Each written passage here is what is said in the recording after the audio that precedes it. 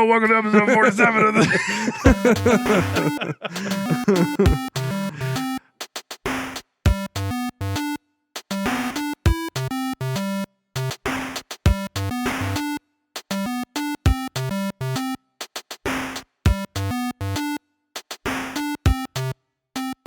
Let's see. It popped up, wanted us to do a quality check. We're not checking. We're just going with it. Yeah. We're just going to go. Forget quality. We want quantity. You want quality? You should be listening to some other podcast. Hello, welcome to Crowbar Kernel Panic, the podcast at the intersection of Linux and gaming and other your favorite tech and everything podcast. We're trying to expand the horizons a little bit in the next coming episodes. There will definitely be Linux and there definitely will be gaming though. This episode was pre-recorded, but will be released on YouTube, iTunes, and podcast platforms. Please like, rate, review, comment, subscribe on whichever platform you prefer to listen or view the show. Thank you very much for that. And man, it's been a minute. We hadn't been in here in a little while. I think we've both been sick and overworked. Busy and, yeah. I think I got sick early on. I think that was like the first gap. And then I got crazy busy. Yep. And then we were like, all right, I'm ready. We're getting together this week. This week is the week we're getting back together. And then we both got sick again. So like, and it was so stupid because it wasn't even like, I wasn't even sick. I just sounded horrible. Like I sounded like this. Yeah. That's what you would have heard the entire podcast. But you have that thing where if you get a sinus infection or a sore throat, you have that time period where you're coming off of the sickness and you have that like nice radio deep voice. It wasn't nice. It wasn't pleasant. No. So I had the frog voice, but then I had the smooth voice. And if we had timed it just right, we could have had the smooth voice. But I'm back to just my regular old voice. One episode would have been just like us both like 3 octaves lower. I put jazz on in the background. Put some smooth to Crowbar jazz. Kernel Panic. Yeah. And unfortunately, we didn't do the interview with the Embers Adrift people. We talked about it on Discord. Yeah, we never actually talked about it on the show because of all the gaps in time. But that got postponed because of me. It wasn't because of them at all. It was just at the time, at the beginning of January. Yep. We started talking to them in December, at the end of December. Yep. And then at the beginning of January, we were ready to do it.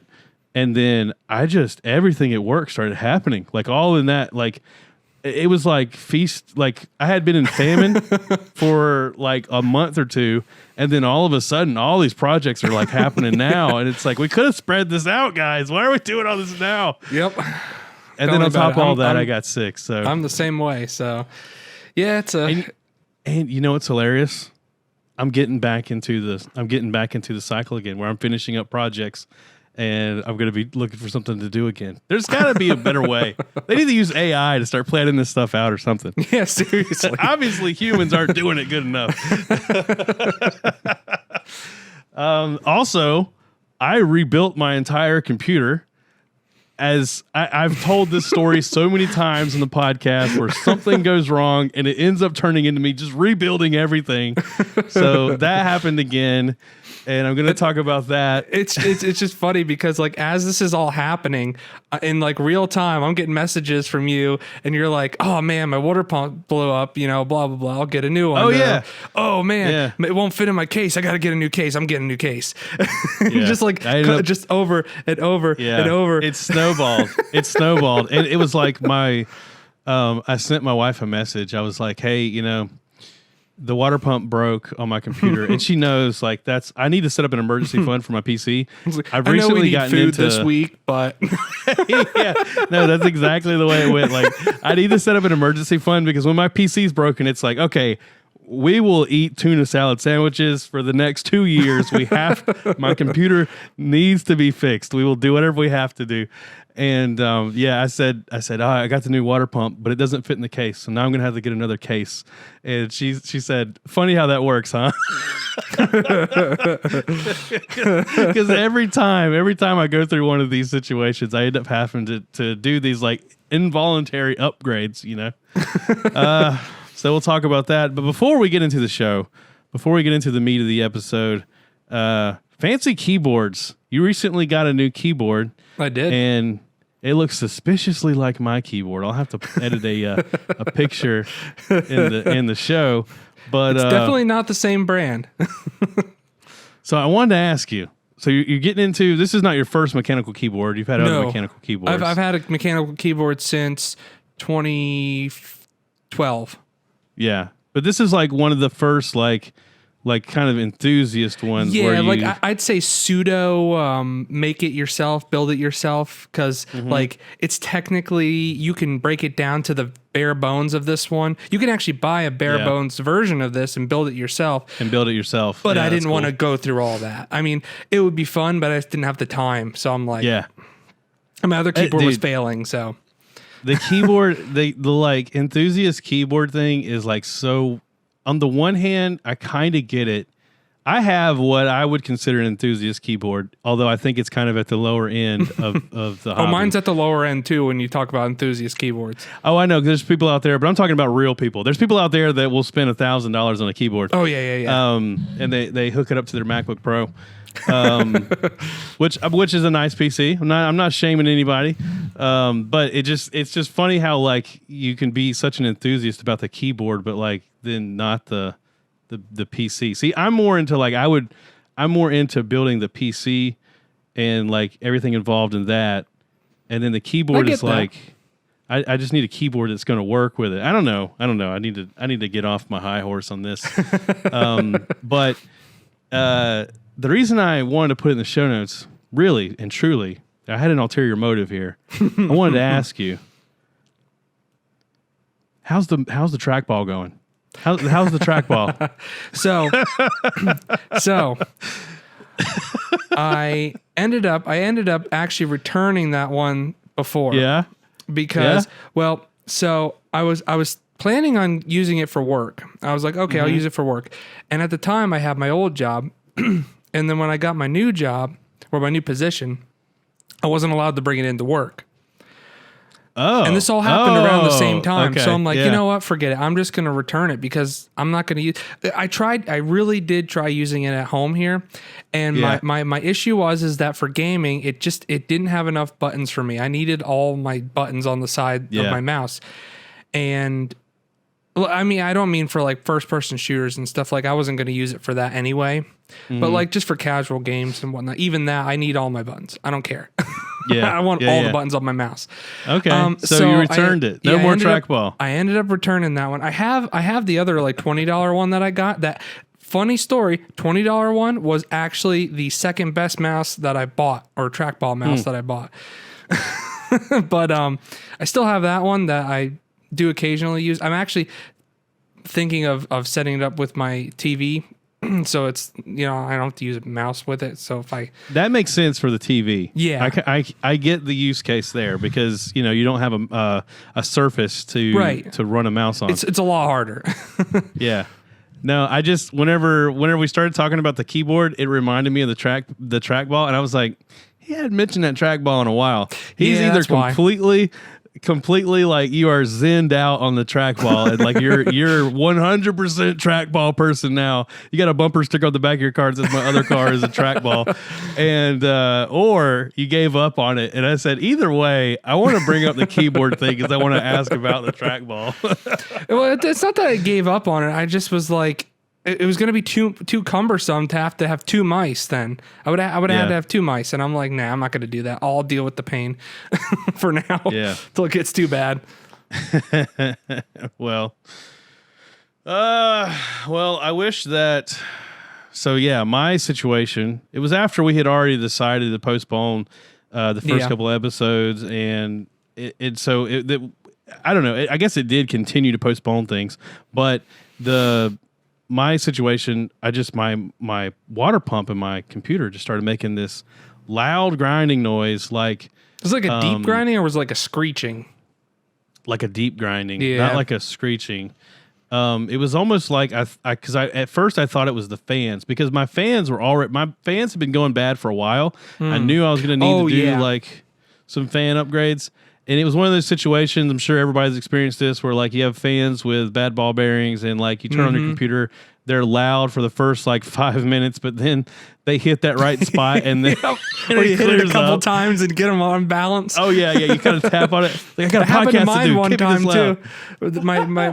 My new fans that I have in my case, and I was like, oh crap, these are like not even that old. They're not even like 2 years old, and they're already doing this. So I tapped it a couple times, haven't heard it since. Oh really? Oh, you got the magic tap, dude. These have been doing it for like years. Yeah, like well. I think the last time I did a new build on my PC because of the Black Friday sale like 2 years ago. Yep. I think I moved these fans from the previous build to this one. Like I didn't buy new fans. Yeah. And so these had been dying for a while.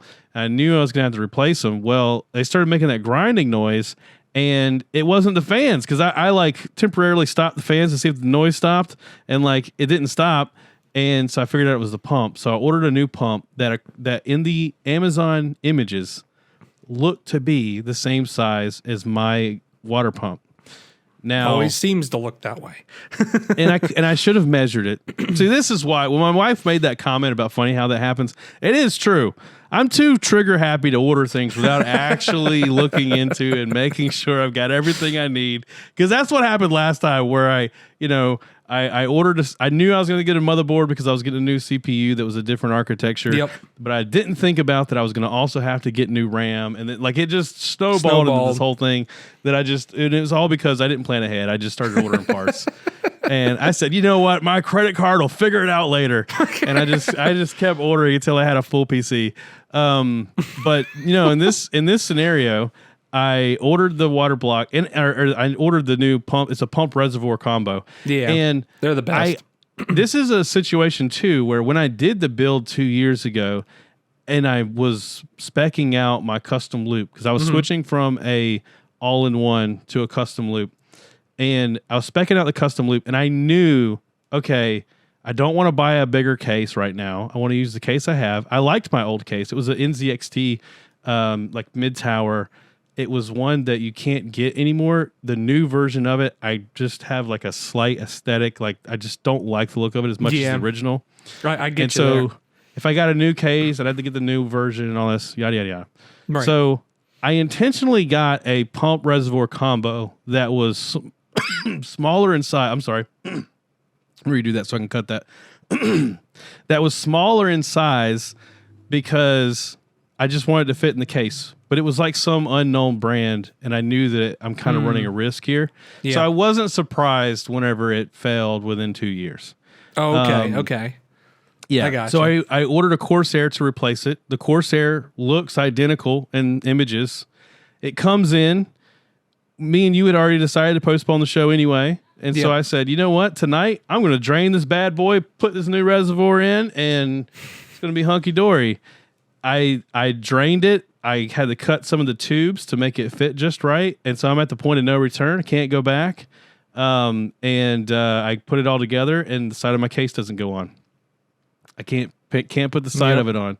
I start messing with the reservoir. Was it a glass? Was it a glass side or? It is. Yeah, so that's even worse. You can't even like force it because sometimes if you got like a little bit on a metal case, you can force it a little and it'll stay. But yeah, no, not on glass. My gosh! I used to have a PC on a bread rack for this reason. It was the very first water cooled PC I ever had. I just had a regular mid-size tower, and none of the pump or any of the water equipment would fit in it.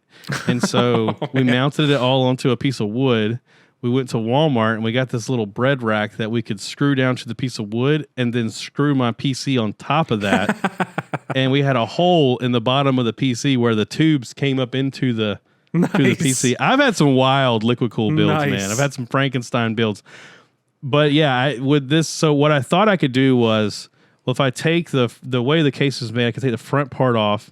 I could move the fans to the radiator on the outside of the case so that the radiator could press all the way against the side of the case. Yep. And in that scenario, it still wouldn't fit. And I already taken everything. I had rearranged everything. So I started looking at bigger cases. And this brought up the question of open air cases. So yep. I haven't done any research. I don't know if anybody listening to the show has like strong opinions or has done research on open air versus closed air cases. I've heard all sorts of different things about good and bad for it. Yeah. So I think typically the idea is that a closed air case, your traditional closed air case with good airflow is going to be better because you can control the airflow than an open air case where basically, yep.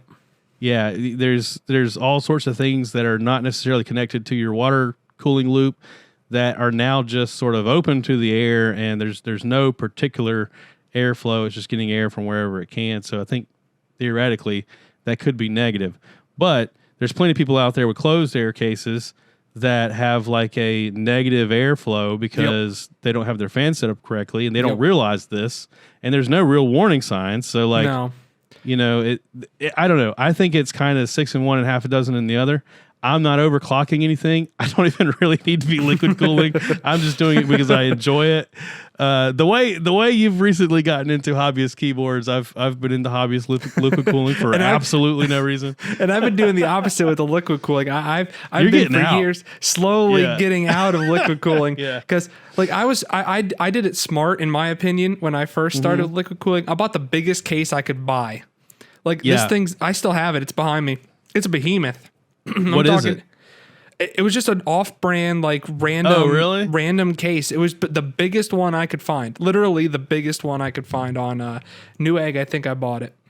I used to have this Lee and Lee. I don't know what it was. It had a T in the title. I can't remember, but it was like it was like a super popular case back in the day. And it was huge. You'd go to LAN parties like carrying this thing in there, but you only have to do it once, just for the cred, man. Oh yeah, that's what I moved from the bread box PC case. I moved to the Lee and Lee, and I had that Lee and Lee. And again, talking about like before the show, we were talking about how expensive keyboards are, and how like the first time you buy a $200 keyboard, you're like, oh my god, what am I doing? Yeah, why am I spending $200 on a keyboard? I remember buying a Lee and Lee case. It was like $125, and I was like, "What the heck? Why am I spending so much on a case? This doesn't improve anything. Why am I doing this?" And exactly nowadays, what you mean. That's a budget case. That's a budget case nowadays. Like, yeah, seriously, it's crazy. Oh man. So I went with a Thermaltake open air case, and I think it was $130. So that's why I did it, because it seemed like a good quality case for that price. Yeah, Thermaltake's a good one. Yeah, although I don't know how bought into the open air concept I am. I'm enjoying it. I can hear it right now. It'll probably be edited out of the podcast, but I can hear it in the audio. And so I'm hoping that, because it's much louder, because there's no, the fans are just out here, Yeah. I could slide something across my table and it would hit the fan. Like there's no protection. And so, I mean, I don't know that it's the best choice for a podcaster, but I'll edit it out. I don't know. So I don't know. I'm curious. What people think in the comments. Let me know if you're for open air or not, or if it's something you never considered. I don't personally, for me, I don't think I could. Yeah. I could do an open air case. Like if it was for my bench setup, for like, if I was crazy and I was just building PCs all the time, sure, fine. But I don't know if I'd do it myself because, well, number one, I have cats and they like to go to places that are. We have a cat, but it hates me. We have a cat. It'll never come in here. Well, that's no problem then. You're good. My cats, if I have the case off or the side off my PC, they're in the PC. Like they're in there. No, I actually didn't think about that. The dog can't get up there. The dog is, I have a dog. My wife has a cat. That's the way it works in our house. The cat never wants to be around me unless my wife's like gone for a few weeks, and then he starts coming around. Cat's like, man, I guess I got somebody's got to feed me, right? But yeah, I didn't think about that. I literally don't think she comes in this office. I don't think my cats would ever like get close to the fan or anything like that. Like they're good about that. But I just feel like if it was open, like totally open all the time, my cats personally would definitely be laying in it at some point. No, that's a really good point. It's actually something you would definitely have to consider. And I know that, people love cats. I don't know. That's, I can imagine that is a showstopper for a whole lot of people. My yeah, I didn't consider that. Also, just like pet dander in the air because it's open air. So do you think it causes more or less dust? I agree about the pet dander side, but on the opposite side to that, it's easier to clean because it's always open. Yeah. I saw a video today of it was like an office tour, and this guy had a air like it wasn't an air purifier. It was like literally just to pull dust out of air to keep it off electronics. Oh yeah, I know what you're talking about. Yeah, I'm thinking about getting one of those. Does it deionize it and everything? I don't know if it does all that. It's just like a filter that like sucks in, and somehow it like attracts dust. You know how like certain objects in your house like just seem to attract dust? Like yeah, it probably has some sort of it's like an electrical current that I think static or something. Yeah, I think it makes it negative so that the dust gets attracted to it because dust is positive, something like that. With I don't know, some sort of crazy. I thought about putting stuff. that in the corner, right by the PC, just in the hopes that it would help, because I don't know if open air makes it more prone or less prone to dust, but I don't think it's gonna. I shouldn't say that. I don't know if it would matter or not. I mean, you don't have any filters, because with my PC, I have filters all around every place, well, except for one side. But that one has no filters. But like I said, then it's easier to clean because it's open. You can just, if you got an air duster, just freaking hit it with that once in a while. Yeah. Anyway, we probably ran this situation into the ground. I'll post pictures. I do like the new build. The Corsair water pump is like so, like I thought it wasn't working because it's so quiet and it's so like it barely moves the liquid. I want to put a flow indicator in there just because I'm a little nervous about it. I actually kind of blew bubbles into with a straw just to make sure that the bubbles got sucked up, because I was afraid that it's not actually flowing anything. Pumping. You know what I mean? But it is. It just has a vented bottom that I don't know. Depending on the heat, it opens and closes. Also, here's another thing.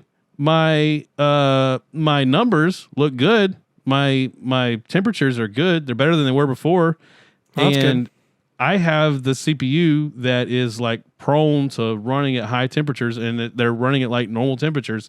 And so that begs the question, even if the pump didn't work, but yet the temperatures are good and better than they were before, who cares, right? Yeah, the point is the temperature. The temperatures are what matter when it comes to water cooling.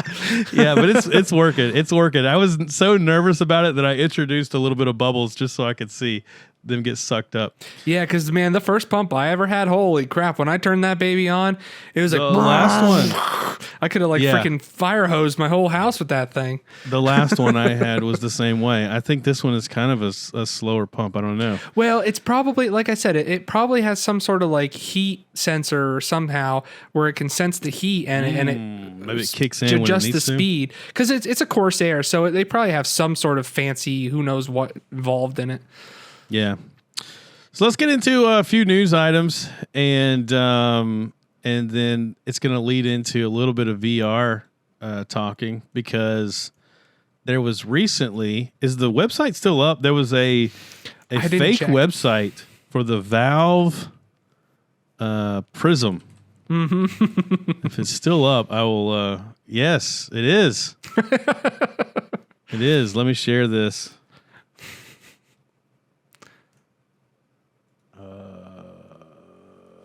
Is it this one? Yep.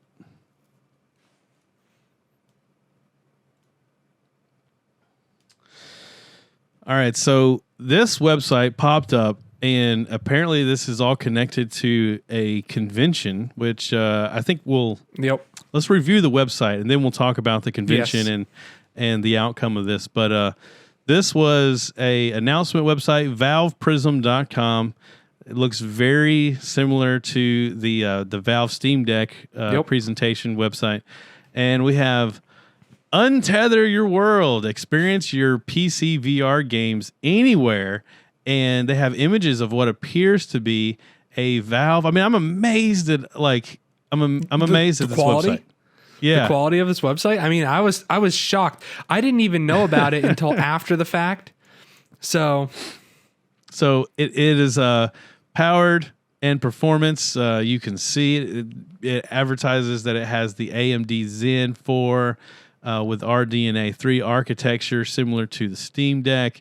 It has advanced sensor transport that can transport you to any universe.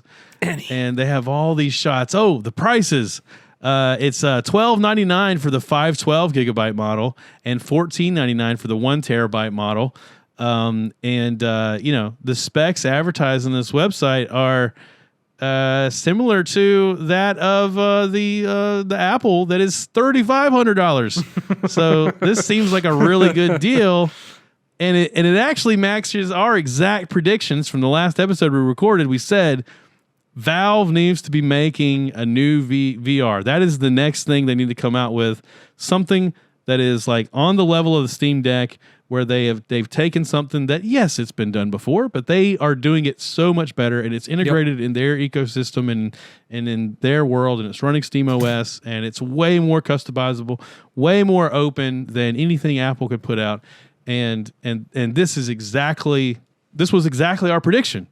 Yep. So Josh, were we right? Were we right all along? Like, are they actually doing what we predicted? Well, unfortunately not. Unfortunately, this is all a spoof site. Yep, this is all a hoax. This is all a hoax. Oh, but man. It fooled like a lot of people on the internet. It's so elaborate. I would say, I think including people myself. believed it for like a couple days. I would have. I didn't know about it till after people had found out it was fake. Me too. I had no idea till after they revealed it. But 100%. If we had recorded a podcast last week, we'd have to be going back and retracting our statement now. Most likely, yeah. We'd be like, oh God, we were right. We were right, baby. This is the best move by Valve. They're definitely like, I don't even know where. Oh, I know where. I actually heard about it on YouTube. I was just going through my the shorts, and I'm like, wait, what? Wait, Steam has a headset? And then I'm like, what the heck? And I'm like, oh, it's fake, of course. Yeah. So our dreams have been smashed. Although I don't think that the person that made this website had any insider knowledge. Apparently, this all comes from some weird FurryCon thing. Like I was literally a furry convention. Why are they talking about the Valve headset? I know idea. why. I know why. It makes sense to me. It literally just clicked with me because of the VR like YouTube space where people use VR to do like an avatar, and they don't show their real face or their real body. And I can imagine that's big in the furry community because you have like a furry avatar. That makes sense. That has to be that has to be the connection. That would be the only thing I could think of. Yeah. Otherwise, I don't know why. This seems like it would come out at Southeast Linux Fest. Someone made a something fake, like that. Yeah, it seems like it would be a tech related thing. Yeah, or Valve themselves released this on April 1st. Yeah. So, yeah, what an amazing. And they're not asking. You can't actually try to buy this from them. They're not trying to scam anybody. It's just it's like satirical. Yeah. And you know what? This like. Yet again, I will praise Valve because I feel like they left that site up on purpose. I think they were like, this is really funny. This is a great joke. So we're just going to let it up because you know, if Apple had something like that happen, it'd be gone. The first second they wouldn't want to confuse the gone. Branding. Yeah. Yes. Valve but probably Valve is like, whatever. I don't think they're like whatever, but I think they're smart enough to know that if they like go after this, they're going to look like the bad guys. And so that's true. That's you know true. what I mean? I didn't think about that. I think they're smart enough to just like let it ride, you know? Yeah. Like how mad people got at Blizzard for shutting down the like alternative servers for vanilla back before they had made vanilla, you know? Right. And everybody's begging Blizzard to release vanilla World of Warcraft servers. And then there's this one that gets like really famous. I'm not avoiding the name. I can't think of the name right now. And Blizzard like shuts it down. and then they get all the hate because they're like, well, you're not willing. We've been asking for it for years and you're not willing to do it. And then these fans do it for just like out of abundance of like fandom for your game. Yeah, requests, yeah. And it kind of made them look like sort of the corporate villains in the situation. Whereas I think maybe Valve's smart enough to know that like, if we just like go out, like the problem is if Valve really is releasing a new Steam VR, which they have to be, because the original Steam VR has been around so long now that I just don't see who's buying a tethered VR headset these days. No, yeah. I mean, it's really advanced. It's probably the better headset out of most headsets. I mean, other than the new Apple one, but like you have to tether it and you have to have the VR things and stuff, and it's really expensive. I just think it's too easy to just go buy a $300 Quest and then it's that's not as good. That's but what it's so much everybody's cheaper. saying about the Apple is like, forget the Apple, buy a Quest. Dude, $3,500. So this conversation is going to lead into that for sure. But I wish. So I think the problem is this website comes out. What if Valve really was just over the horizon? They're planning to announce a new VR. Well, now they have to somehow, work it in with this because it's going to look like, oh, they're only announcing this now because that website recently posted that spoof about it. Yeah. And now it makes it feel like they forced their hand to go ahead and announce it. And so this could step on the toes of like a real announcement from Valve. So that's something they have to consider. I don't know. Well, I don't know how they handle that situation. So if that theory is correct, then that would tell me that Valve is not ready to reveal a new headset. Because they didn't stomp this out. Right, because they didn't stomp it out. I don't know. I really believe they have to be.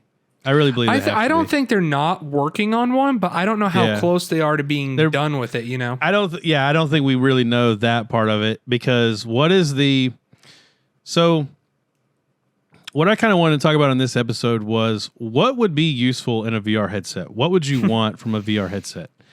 And what would make it worth spending $3,000 on, which I just don't think there ever would be. Okay, that's the thing. See, that's what stops me is nothing could ever make me want to spend $3,500 on a headset. Nothing. No, I don't care. Even what $1,500. I don't know.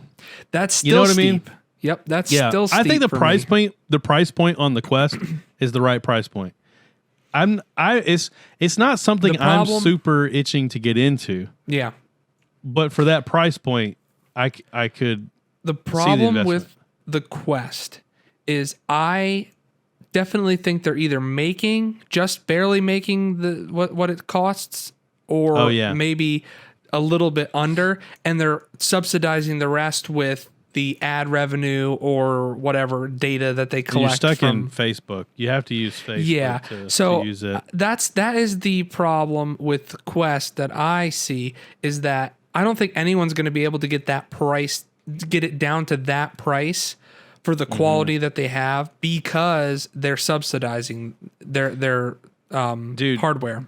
Valve's our only hope. Like the Steam Deck VR is the only thing that's going to get it there. I mean, it'll be $1,000, but it won't be $3,000, and I think it'll be better than the Quest, more open than the Apple product and the Quest product. And it'll run Steam OS, and I think essentially all they have to do is they have to build. I've seen people on YouTube basically hook up their Quest to their Steam Deck using various hacks and things. Yeah, they just need to make that, but just package it in their Valve packaging. You know what I mean?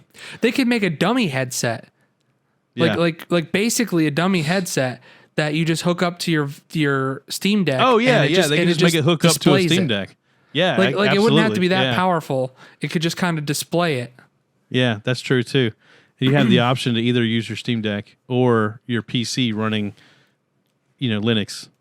Exactly.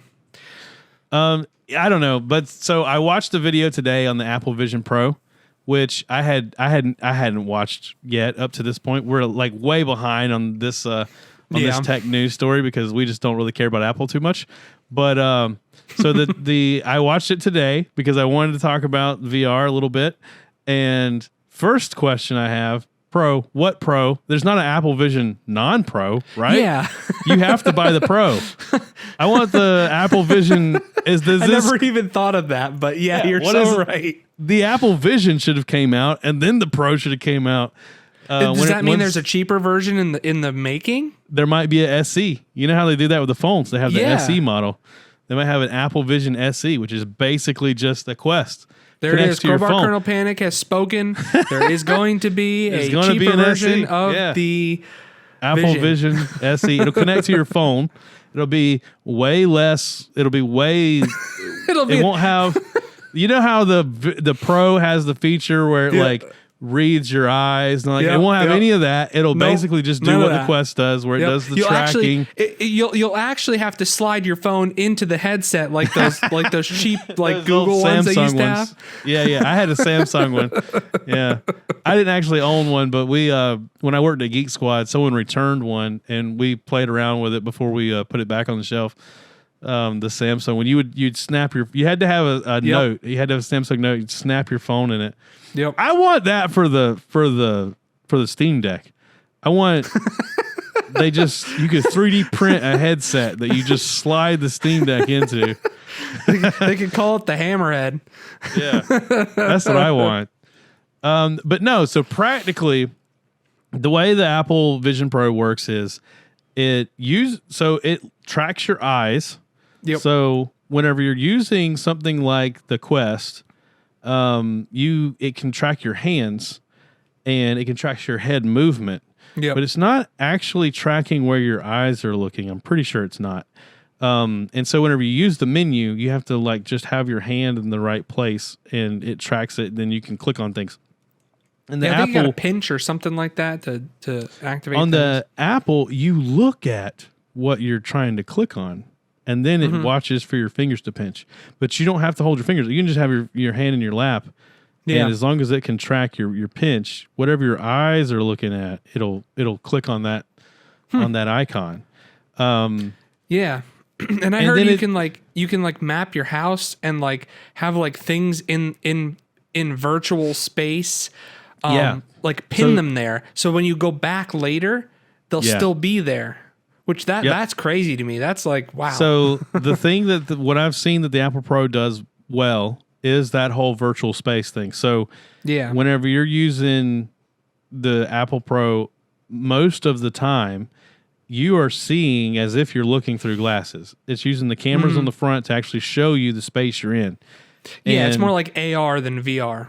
Right, exactly. And then it can display things in that space, and it does a really good job. I've never used one firsthand, but based on I watched the Marcus Brownlee video on it, and based on his video, it does a better job than most other VR headsets in placing something in the space, and it being it's not physically there, but it's as if it physically were on the table. Wherever you move in the room, it does a really good job of tracking where it's located. And then also it does this thing where you can sort of fade in and out of how much reality you want. So if you want it to partially be on the moon, you can fade it so that your peripheral vision, you're still in your living room, but then everything in front of you is the moon. It's almost like you could step into it. Your kids or your wife walk in the room, you fade out and go to the moon. Yeah, exactly. And then another thing that it does this well, but I don't know that I understand the practical the practical use of it. But another thing that it does well is facial tracking and figuring out what your face looks like, so that you can do these conference calls where you're in a virtual space with other people and you're all wearing headsets in different places in the world, presumably, but you're all looking at each other and your facial expressions as if you're in the room and you're not wearing a headset. And it does a really good job of if you look at the guy to your right, then this person, they see this part of your face versus that person sees this. Like it does a really good That's job crazy. of sorting I didn't know all that about out. that. Yeah, and technology wise, that is pretty interesting how they're able to do all that, like in a 3D space. But how practical is it? Like what? How much do you think you're gaining by doing that versus just being on a Teams call or something? You know, I don't really know. Like, I don't know what to tell you because like until I can put a headset on and like literally like link myself into the Matrix and like be there. I want the holodeck. Like, feel like I'm be there. Yeah. I want a holodeck. I don't want a headset. I want to walk into a room that just That's like basically I'm in what I'm kind of describing, another except world. for you just kind of get logged in to the world, Yeah. you know? Yeah. I want. And not that I want that. I don't want that at all. Like that is not something I would want in the least. But Really, I you feel wouldn't like want that. You wouldn't want a holodeck. No. Well, the holodeck, fine. The holodeck is fine because that's a room. That's whatever. But hooking yourself into a like I'm talking about literally like making your mind believe you're in a computer, like the Matrix, neural implants kind of thing. Yeah. I'm not into like any of that. No. Yeah, holodeck's fine, but I don't want anything to do with that like freaking Matrix bullcrap. I have messed up too many computers to know that like what would happen with me with my neural implant. I would need something special that would roll into TAC RF. No. Yeah, I would be out for the count for like 2 months while they rebuild my neural implant because I tried to jailbreak it or something. Yeah, you know that story is going to happen, right? One of these days when Elon's yeah. Have you seen the Neuralink monkeys playing games thing? No, I really haven't paid much attention to it other than the surgery. I don't want to get too sidetracked, but they that's another episode. That's another episode, right? Yeah. But so the thing about I don't understand the use case of that. Now, yeah, I can see the use case of the virtual, like we were talking about, where you can have something virtually in your physical space. They're doing a screen replacement for MacBooks. So if you're using a MacBook with a Apple Pro headset on, you can actually replace the screen with your virtual screen. And so it turns your screen off. So like if you're on an airplane, you're in a room, you're in an office setting and there's a bunch of people around you, you don't want them to see your screen. No one can see your screen but you because it's in your headset and it's not, the screen on your laptop is black. And you can stretch it out. You can make it as big as the wall in front of you. You can make it be the wall in front of you, I actually think that's really cool. That's a feature that I could see myself using. I work from home most of the time. I have a desk set up downstairs that I use to work, and then I have a desk set up upstairs. This one that I use for podcasting and for video games, and I want to be a game developer. That's this room, and I separate them because it's too much of a distraction. If I try to work in here, I usually get distracted, and I'm doing something else instead of work.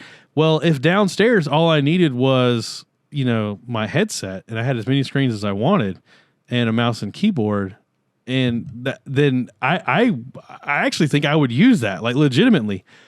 But am I going to wear this thing on my head all day long? Like it does. To me, it seems it's a little still crazy. Yeah, it still seems like it's just too big of an object, and too much of a distraction it's to like, have this I want thing it to strapped be to inside my glasses. Right, exactly. Yeah, that's what I was going to say. Is how small does the technology of this have to get before it's practical to use in that way on a daily basis? I think to be completely honest, I think we are 95% of the way there.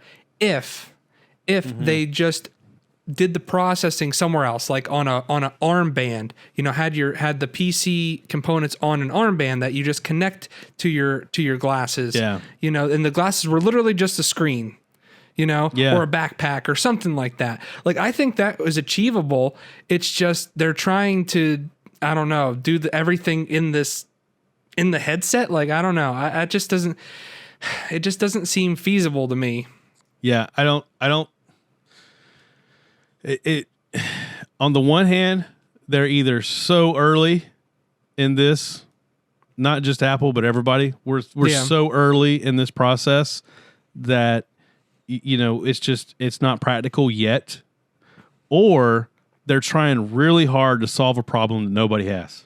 It's one of those two things. It either is something that is going to change this forever, the way the smartphone did, or it's something that we're never going to need, and they're just trying really hard to make us believe that we need it. I really don't think it's going to be the way the smartphone was. I really don't. But I think it could be that for people who work remote 100%. Yeah. Not right now, but in time, when they get this thing smaller and have better battery life that you can have it on all day with no problems. I think it'd be great for people who work 100% remote. They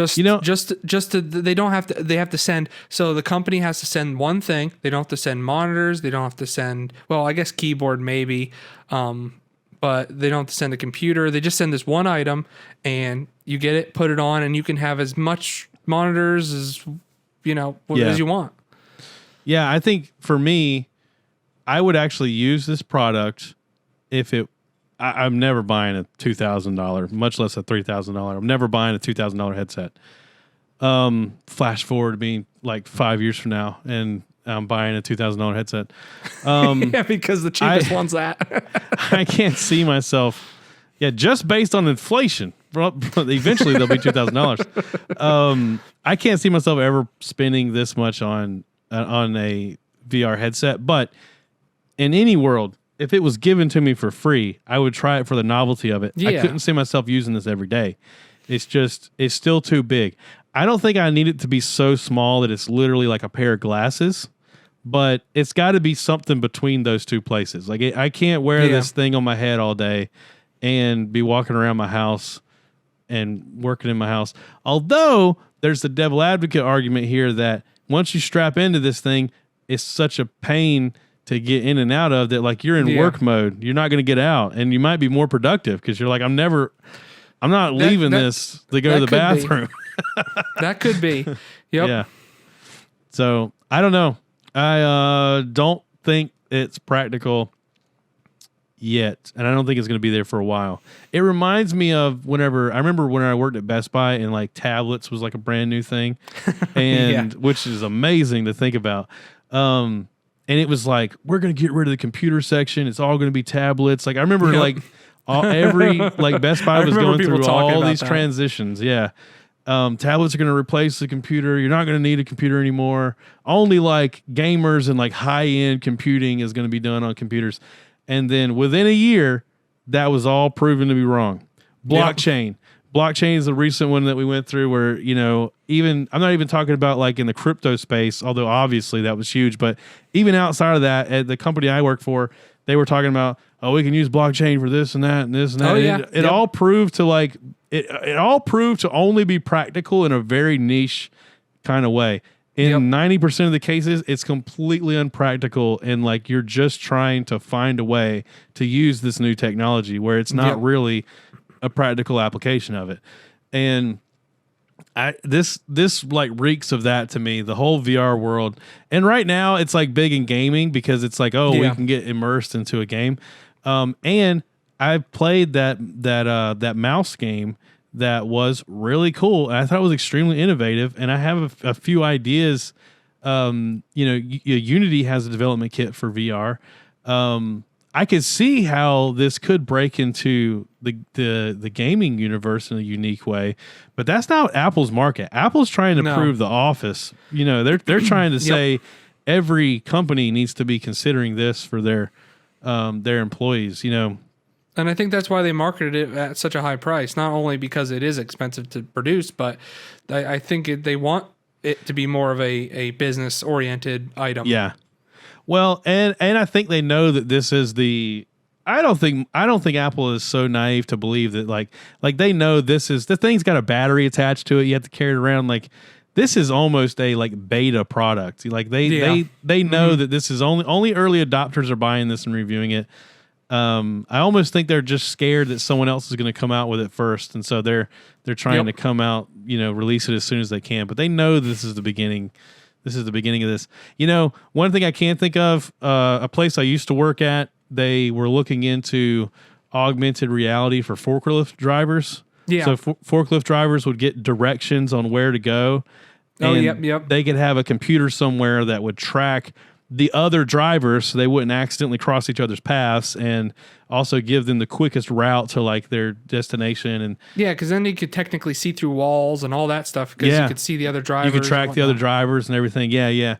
Stuff like that I could see this being a practical application of. But again, they're not going to wear this giant headset and keep up with his battery. Like it's got to get smaller. But it will. It does. But it will. It's interesting. Everything gets smaller. Everything gets better. That's just how it goes. It's just that's the turning of the seasons as the headset turns.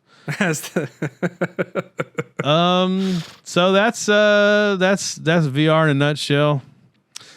I had a VR headset for like 2 weeks, and I returned it right at the end of the 14-day return policy. And because I could never get it to work on Linux, and at the time I didn't have any Windows. Now I don't have any Windows installations either. I'd have to set up a VM or something of Windows just to use it. So yeah, that's too much. I tried using. Not there for me. At work, they had this like little space set up where they had VR stuff and whatnot you could mess around with. I tried it. I couldn't see. I had to take my glasses off. I couldn't see. Yeah, I struggle with that too. Whatever. I struggle with that too. Be able to use this.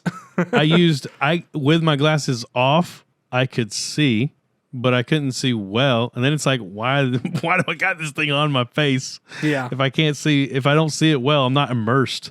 And then they have an adapter where you can wear glasses, and then I could see, but it's I don't know, it's just awkward. You have glasses, it's awkward.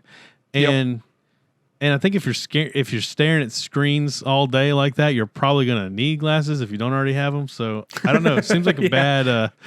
Yeah. Wait. Hold on. Yeah. Okay. You brought up a good point. Whatever happened to hey Johnny, stay like 5 feet away from the TV, or else it's gonna burn your eye sockets. Yeah. Yeah. Now we got stuff like freaking 2 inches away from our eyes. I know. I researched it a little bit. It's even brighter. Whenever we had the VR headset, my son loved it. It was so funny putting it on him. And I was researching, is it okay for someone this young to have a VR headset on? And it basically was like, it's still too new. Nobody really knows, but that's basically, yeah. I'm sure. It's like, it seems okay. just let your son do it. He'll be the guinea pig. That's basically what they're telling you there. But anyway, so yeah, that's that on VR. I think one segment we want to do on the show is to do more home lab stuff, which we said that last year. You have had some success with. I'm jealous of your high availability cluster that you've built. I didn't know if you wanted to tell us about it in any way. Well, first off, let me ask you the question of why high availability? Why did you choose to take on this project? So, I've been slowly upgrading my network with different things. Like I'm slowly getting rid of my TP-Link router to replace it with an OpenSense router that I built. Yeah. So I was like, you know what? All this stuff is running off of one device, my DHCP, DNS, all that stuff, whatever. Why don't I make a high availability cluster so that I never have to worry about not having internet as far as if the device goes down? So basically what I did is I built this cluster with Proxmox, and I put VMs on it that do all the different things I need. Yeah. And I guess the idea is, because I imagine in the video that you sent me, which I'll edit some of that in here, in the video that you sent me, they're all together. I imagine they're all on the same like power source. So if that power source goes bad, you lose them all. But I guess the idea is that if a VM becomes corrupt, if something happens on one or even two of the devices, then it can fail over to the third in the cluster, or one of the others in the cluster. Yeah, and I can remedy that by getting a power supply, not a power supply, UPS. know what I'm talking about. UPS. Yeah, UPS. I can remedy that by using one of those. I don't have one as of right now, but I plan on eventually getting one for it. But yeah, my goal was just so that the hardware, if the hardware goes bad, because I've had several things go bad and then, it causes all sorts of problems. You have no internet and whatnot, and you're getting a call at, whatever hour of the day. Well, the internet's out. No, I could see it. I had a OpenSense server at our old house, and it was just on some old PC that I had. And what would happen with it would get too hot and shut off. And I just kind of knew that every couple of days I was going to have to restart it because it would get too hot. And in your scenario, that even if it did get too hot and restart, you wouldn't lose internet connection because you'd fell over to one of the others in the cluster. Yeah, you'd lose it for like, I think I clocked it at 2 to 3 minutes to fail over to the next one. It could be faster, but the way I have it set up, that's as fast as you're gonna get. So there's several ways you can set it up for the storage, because the one problem with this is you have to make sure that the storage for the VMs is the same on every one, or else when it switches over, it's going to be an older version of the VM. Yeah. So you have to constantly be updating it, or have a share that you just have all the VMs on so that they're all the same, And the way I have it set up, which for me was the easiest way, that made the most sense, because even a share, that's one point of failure. If share goes out, then all your VMs die. Yeah. But the way I have it set up is it's with ZFS, and it replicates each VM to the other two nodes every however many. You can set it for however many minutes you want, or hours or days or whatever, and every 15 minutes, whatever, it'll replicate all the new changes to the other two nodes. And then when it dies, it'll fail over, and then it'll have the last 15 minutes. You might lose 15 minutes, but that'd be it. That'd be all you lost. How does it choose so I know in some cases you have to have an arbitrator to choose who that's kind of how this is a quorum, so you need at least 3. So one of them's the master, and the other 2 are the other 2. Yeah. The worker nodes or whatever. Yeah. Yep. Active passives. Yes, exactly. So cool. That's how it does. So the thing is, you can't have 2, because then it'll just go into a forever, yes, no scenario where it can't decide which one's the lead, so it won't work. So it's best to have, you have to have 3, and it's best to have at least 5, because technically 5 would be you can lose 2 and still be good. Yeah, we have this situation. There's a application that has this situation at work where we have to have basically a 5th is just there to arbitrate in the event of a tie, where it's trying to choose what the active should be. Yeah, and you can set that up too, I believe. But the way I have it set up, the easier way, I should say, to set it up is just, one of the 3 is the arbiter of the other 2. Yeah. Yeah, and that's true. Actually, the way we were doing it is kind of redundant. A inactive node that's still part of the cluster can also arbitrate. It doesn't have to be. Yeah, because if you lost the arbiter outside of it, then you'd lose everything if you didn't have a way to. Yeah. That is like a really cool concept, and I like it. I think it's practical, but also, you and I are both in this scenario where we have jobs in this field, and we're constantly trying to stay on top of, how DevOps and all of this works. And having a home lab system like this, it just helps you. Yeah, it just helps you build that portfolio, helps you be more comfortable with these topics whenever you're talking about them at work. And there's tools that are used in the home lab world that are not used in the corporate world. I've never walked into a corporate office that's using Proxmox. No. But it's not that different than SimpliVity. You know what I mean? The concepts are the same. Or VMware. Yep. And so it's not really like astronomically different. What I've been thinking about, because I'm on the side of like, I have a pretty good home network set up. I don't have many needs I'm trying to fill. But I want to have a home lab set up, and I want to do more projects like this for my portfolio, for my job. And what I've been thinking about, and you inspired me with your high availability cluster, I kind of want to set my home lab up on Kubernetes. So I have my Proxmox build now. I've taken the opposite approach from you. I don't have 3 PCs. I have 1 PC, but it's like a chunker. It's a Chungus PC. Yeah. It can do it all. Yeah, it's a full gaming rig that is dedicated just to running Proxmox. And right now, I'm not even running any VMs on it. I had a Windows VM that I was using for video editing, but thank God I'm finally out of my Adobe contract, and I don't have to continue Adobe, so I can go back to editing Got rid of that quick. videos. Yeah, I had to wait till I could get to a period where I could get out without having to pay a fee. Dude, Adobe sucks, but that's another podcast for another day.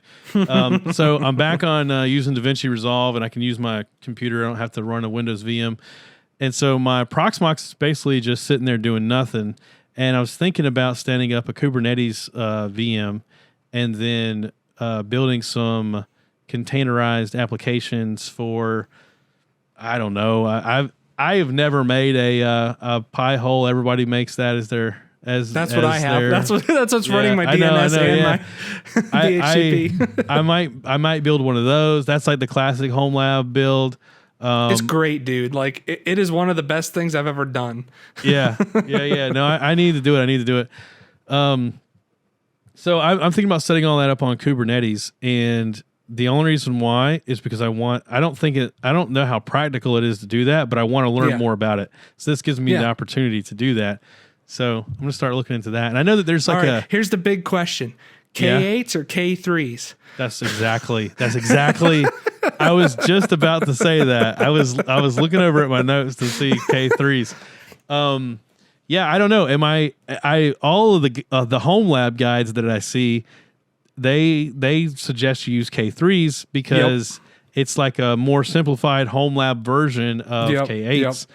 But I'm trying to learn this for career reasons. Yeah, and so why go with the lesser? Yeah, I shouldn't even go with Kubernetes at all. I should just make VMs on Proxmox. It seems like I'm overcomplicating this, but I'm overcomplicating it because I want to learn about it. So I think I'm going to try to go full shebang. I actually even thought about using. You can get, if you use older versions of ESXi, you can actually run VMware. I believe that there's not a license fee for using like an old version. So just I could not literally to burst your bubble, but they literally just announced. They just did it. Yep, they just announced that they're getting rid of the ESXi, the free version. I saw. So I haven't listened to what's the Jupiter Broadcasting Home Lab podcast?